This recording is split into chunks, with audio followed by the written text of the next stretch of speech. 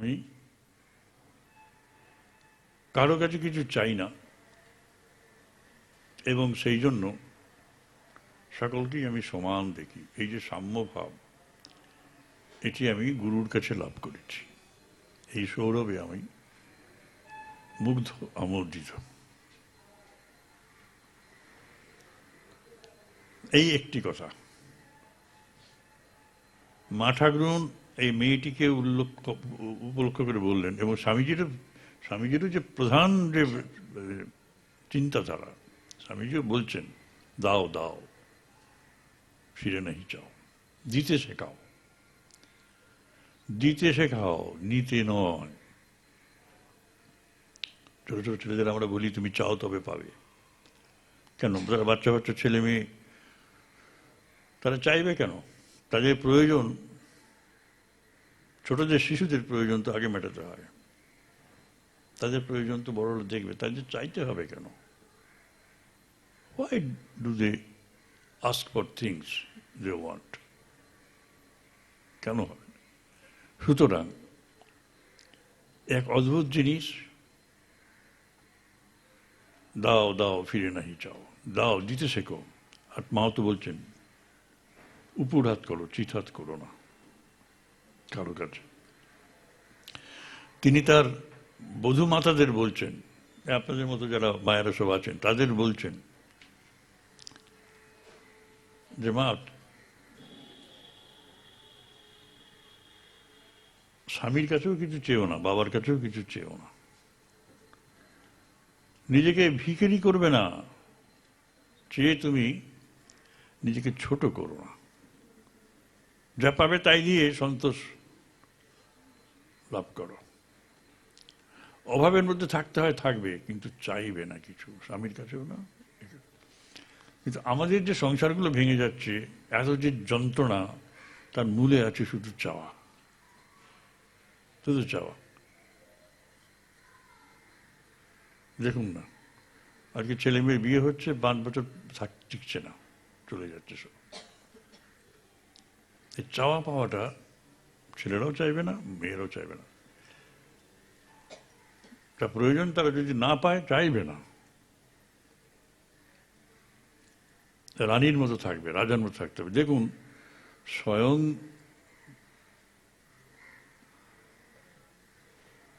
সতী তপস্যা করছেন। কেন করছেন? তপস্যা করেছেন কেন জানেন? পঞ্চতপা তপস্যা করছেন, এ করছেন, মা ঠাকুরুন তো করেছিলেন। তপস্যা করছেন তার কারণ, যখন রূপ যৌবন ছিল, শিবের ধ্যান ভাঙাবার জন্য অনেক নাচ টাচ গা করলেন, রূপ দেখিয়ে প্রেম জাগাবার চেষ্টা করলেন, তারপরে মদনকে ভস্ম করে দিলেন শিবজি। তার মানে আঁতে লাগলো যে আমার এই রূপ যৌবন সমস্ত মিথ্যা এই যোগীর কাছে, এর কি প্রয়োজন? তখন তপস্যায় বসলেন। তপস্যায় বসে তার নাম হলো তখন অপর্ণা। জানেন তো কি তপস্যা করলেন? খেতেন না কিছুই, শুকনো পাতা যেগুলো পড়তো তার ডাঁটাগুলো চিবিয়ে চিবিয়ে খেয়ে জীবন ধারণ করতেন। শেষকালে সেগুলোও খেলেন না। অপর্ণা মানে পর্ণ পর্যন্ত গ্রহণ করতেন না, শুকনো পাতা পর্যন্ত। সে বিশাল রূপের ডালি সে একবার কালো ঝুল হয়ে গেল, শীর্ণ দেহ। তখন শিব এসে বলছেন প্রবাস্মি দাস। এই তপস্যার আগুনে পুড়ে তুমি পরিপূর্ণভাবে শুদ্ধ হয়েছ, তোমার কোন আর অহমিকা নেই, রূপেরও নেই, মানে বংশেরও নেই, রাজার কন্যা কিচ্ছু নেই, সর্বরিক্ত যখন, তখন তিনি এসে তাকে পূর্ণতা দান করছেন। সেই সতী উনিও তপস্যা করছেন পঞ্চতপা। তা এই কারো কাছ থেকে কিছু চাইতে হবে না, তাহলে সকলকে সমান ভালোবাসতে পারব। আমাদের সমাজের বা পরিবারের যে সম্পর্কগুলো, সেগুলো দাঁড়িয়ে আছে কিন্তু চাওয়া এবং পাওয়ার উপর নির্ভর করে। যদি একটু তলিয়ে দেখেন, মা ঠাকুরের একটি কথা, অনেক কথা আছে, কিন্তু এই কথাটা নিয়ে আমাদের পরিবার সমাজ পরিপালন করা দরকার। তা আমরা কথা বাড়ে অনেক দূর চলে এলাম। আমরা আমরা আমরা আমরা শুরু করেছিলাম মায়ের মাতৃত্ব নিয়ে, মায়ের সহধর্মিণীত্ব নিয়ে। মা সহধর্মিণী, স্বামীর ধর্ম যেটা, সেটা স্ত্রী পালন করবেন। ধর্ম, স্বামীর ধর্ম কি? ঠাকুর এসেছিলেন কাজ করতে, ধর্ম সংকট দূর করতে, ধর্মের গ্লানি দূর করতে। এই ধর্মের গ্লানি আর কিছু না,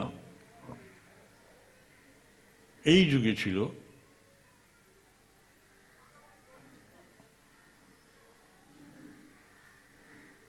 ধর্মে ধর্মে বিরোধ। সবাই বলছে আমার ধর্ম, ধর্মযুদ্ধ, এটি দূর করার জন্য তিনি এসেছিলেন। সেই কাজে তিনি সমস্ত ধর্মমত অনুসরণ করে, অনুশীলন করে যেটা পেয়েছিলেন, তার নির্দেশ হচ্ছে সমস্ত ধর্মমত সমান।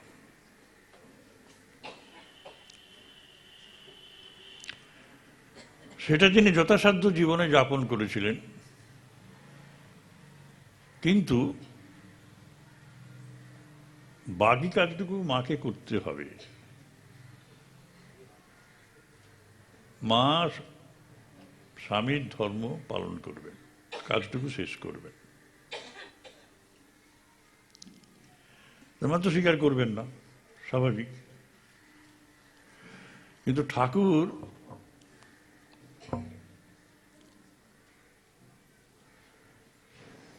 একটু পদ্ধতির আশ্রয় নিয়েছিলেন। আপনারা তার জীবনী পড়েছেন, দেখেছেন।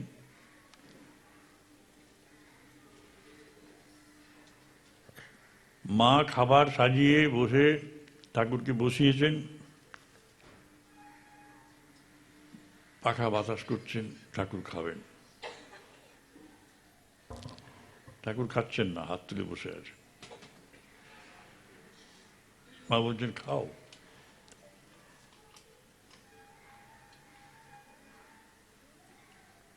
বলছে না, তুমি কথা দাও, একটা আমার কথা রাখবে।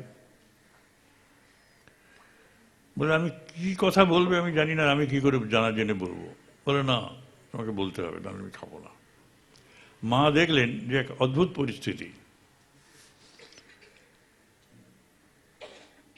মা যদি জেদ ধরে থাকেন তাহলে ঠাকুর খাবেন না, ঠাকুরের সত্যি কথা।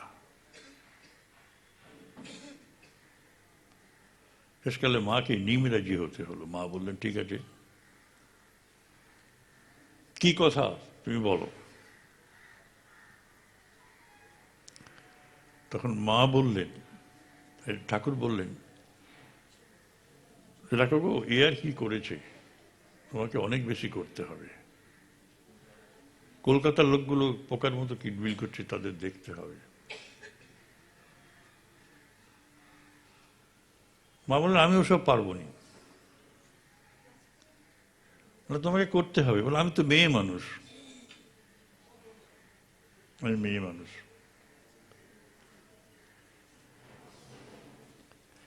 আমার মাকে যতটা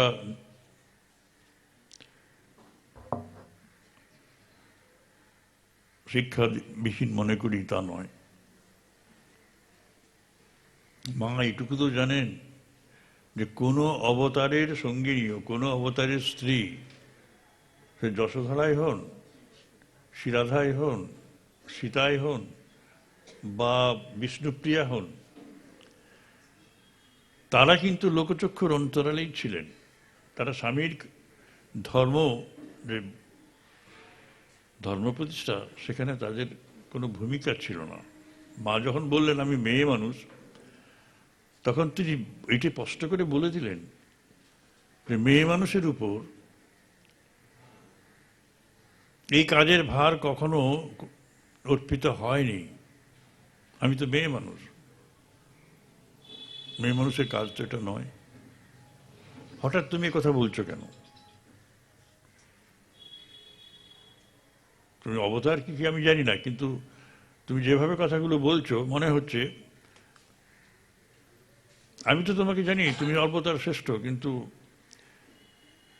কোনো অবতারের লীলা সঙ্গিনী কোনোদিন কোনো কিছু অবতারের কাজে সহায়তা করেনি, তারা অন্তঃপুরেই ছিলেন। বললেন না, তোমাকে করতে হবে, তুমি বলো। তখন নিরুপায় হয়ে মা বলেছিলেন, যখন হবে তখন হবে, এখন খাও তো তুমি, ব্যাস। এই ঘটনার কয়েক মাসের মধ্যেই ঠাকুরের শরীর চলে গেল, এবং মা ঠাকুরন উইদিন 15 days চলে গেলেন বৃন্দাবনে। যোগানন্দ স্বামী, ত্রিগুণাতীতানন্দ স্বামী, যোগিনী মা, এরা সব গেলেন সঙ্গে, এক গুচ্ছ লোক। ওখানে 2 বছর ছিলেন, এবং সেই জীবনটা ছিল দুর্বিষহ। পুটলির মতো একটা কোণে বসে থাকতেন সবসময়, ধ্যানে মগ্ন, সমাধিস্থ অবস্থায়, শরীর থাকবে না। কিন্তু ঠাকুর এই যে বলে গেছেন যে আমি চলে গেলে তুমি শরীর ছেড়ে যাবে না, এসব দেখতে হবে। কিন্তু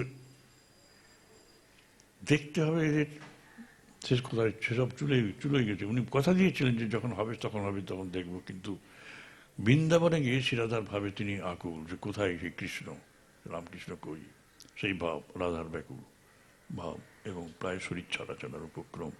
ঠাকুর বারবার মাকে দেখা দিয়ে বলছেন, দেখো গো, যোগেনকে, যোগানন্দ, ওকে দীক্ষাটা দেয়া হয়নি, তুমি দিয়ে দিও। চলে গিয়েও নিস্তার নেই। ওই যে বলেছেন তোমাকে করতে হবে, আমরা ভাবছি বোধহয় মাও ভেবে ফেললেন যে তোমাকে বলবার কেউ নেই, কিন্তু স্বপ্নে বারবার দেখা দিচ্ছেন, জাগ্রত অবস্থা দেখা দিচ্ছেন যে করতে হবে, ওকে দীক্ষাটা দাও। উনি চুপচাপ।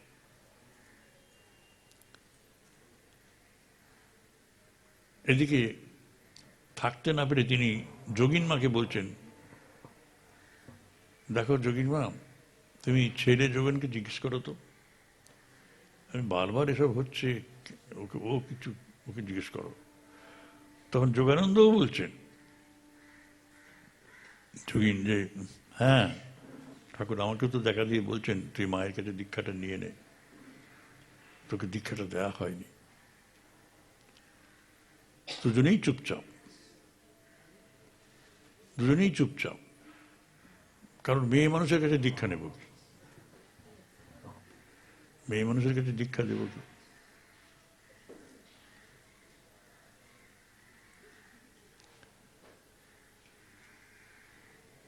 ঠাকুর ছাড়বেন না, দীক্ষা দিতে হলো। সারদা প্রসন্ন বা ত্রিগুণাতীতানন্দ তিনিও দীক্ষা নিলেন মায়ের কাছ থেকে, এবং তারপরে বেশ গুটি কয়েক মানুষ দীক্ষা নিয়েছিলেন, এবং তারা মায়ের ছবি কথামৃতের পাতায় রেখে দিতেন, বাইরে প্রকাশ করতেন না। এই 1954 সালে মায়ের শতবর্ষে মা নিজেকে প্রকাশ করলেন, মা নিজেকে প্রকাশ করলেন অদ্ভুতভাবে। তার দীক্ষিত সন্তানেরা কম ছিল না শেষকালে, ধীরে ধীরে ধীরে ধীরে। তো সাধুরা জিজ্ঞাসিত হয়েছিলেন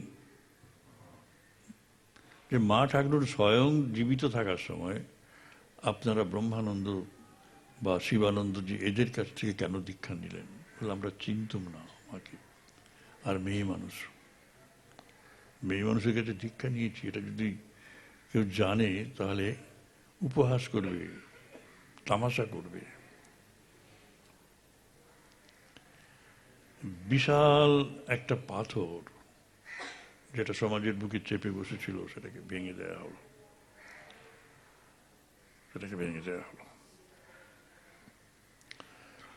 আমি শুরু করেছিলাম, আমি এবার কানেকশনটা এনে শেষ করে দেবো, আর বেশিক্ষণ আপনাদের বিব্রত করব না। স্বামীজি বলেছিলেন, মা ঠাকুরুন এই জগতে সেই মহাশক্তি জাগরণের জন্য এসেছেন, তাকে অবলম্বন করে আবার সব জগতে গার্গী মৈত্রীরা আসবে, জন্মাবে। বোঝা গেছে? এই ব্যাখ্যাটা করা হয়নি, আমি এই এতক্ষণে ভূমিকাটা করলাম। এটি আসল। মা ঠাকুরুন কেন এসেছিলেন? মা ঠাকুরুন কেন এসেছিলেন? বলো বলো মা, তুমি ক্লাস 9-এ পড়ো তো? হ্যাঁ বলো, আমার বক্তৃতা শুনলে মা ঠাকুরুন কেন এসেছিলেন? কে বলতে পারেন? মা ঠাকুরুন কেন এসেছিলেন মা? কেউ বলতে পারবে না? মা ঠাকুরুনের আগমনের তাৎপর্য কি? হ্যাঁ, লোকশিক্ষার জন্য। কি? হ্যাঁ, জ্ঞানের জন্য। আপনারা কি ঘুমোচ্ছিলেন আমি যখন বলছিলাম? আপনারা ঘুমোচ্ছিলেন? আমি কতবার বলেছি? তো 10 বার বলেছি, উত্তরটা দিয়ে দিয়েছি। হ্যাঁ, গার্গী মৈত্রী জন্মাবে মাকে অবলম্বন করে, আর কোনো কিছু না। মেয়েদের বড় যন্ত্রণা, মেয়েদের কোনো স্বাধীনতা নেই। স্বামীজি বলছেন না যে তোরা মেয়েদের কি করেছিস? ম্যানুফ্যাকচারিং মেশিন করেছিস, সন্তান উৎপাদনের যন্ত্র করেছিস। একটা মেয়ের থেকে, একটা মেয়ের গর্ভ থেকে 18টা 19টা ছেলে মেয়ে জন্মাচ্ছে। তোরা কি মানুষ না পশু? তাতে স্বাধীনতা আছে? সেদিনে সেই যুগের সমস্ত বড় বড় লোকেদের তাদের পুত্রকন্যার সংখ্যা গুনে গুনে দেখবেন, 17টা 18টা 19টা 20টা।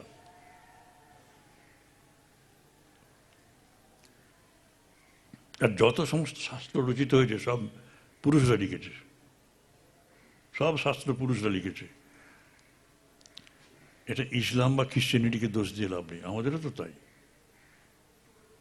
এবং যত ধর্মটা পৃথিবী জুড়ে যে ধর্ম, ইহুদি ধর্ম, খ্রিস্ট ধর্ম, ইসলাম ধর্ম বা হিন্দু ধর্ম আমি বলতে পারি, সব ধর্মের ভেতরেই তো এই একই যে ব্যাপারটা, মায়েদের কোনো নেই। এক সমাজপক্ষীর একটা ডানা বেঁধে রাখা হয়েছে। পৃথিবীর জনসংখ্যা যদি জনসংখ্যার 50-50, মোটামুটি 49.5% হচ্ছে পুরুষ,